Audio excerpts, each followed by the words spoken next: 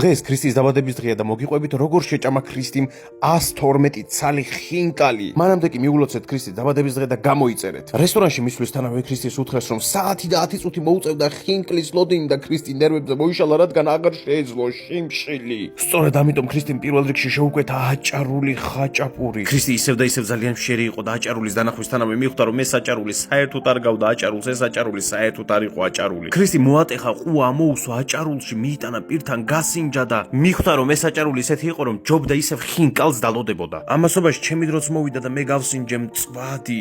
მე პირადად მომეწონა მწვადი, თუმცა რა მნიშვნელობა ქონდა მე მომეწონებოდა თუ არა, მთავარი იყო რომ ქრისტის მოწონებოდა. ეს ხო ქრისტის დაბადების დღე იყო. თუმცა ქრისტიმ დააგემონა ეს მწვადი და აჭარულზე გაბრაზებულმა თქვა რომ ეს მწვადიც არ არის გემრიელიო და ამას დამატებული მშრალიაო. დაიდადგა დრო, როდესაც მოვიდა ქრისტის საყვარელი კერძი ხინკალი. ქრისტი მიიტანა პირთან გასინჯა ხინკალი, შემდეგ აიღო და დალია წვენი. ქრისტი მიხვდა რომ ტყუილად არ უყვარდა ხინკალი, ქრისტი მიხვდა რომ ხინკალი იყო მისთვის საუკეთესო კერძი. თუმცა 112 ცალის მაგივრად ქრისტიმ შეჭამა 5 ცალი ხინკალი და დანაყრდა. ახლა კი დაწერეთ კომენტარებში თქვენი აზრით რა ვაჩვქე ქრისტის დაბადების დღეზე.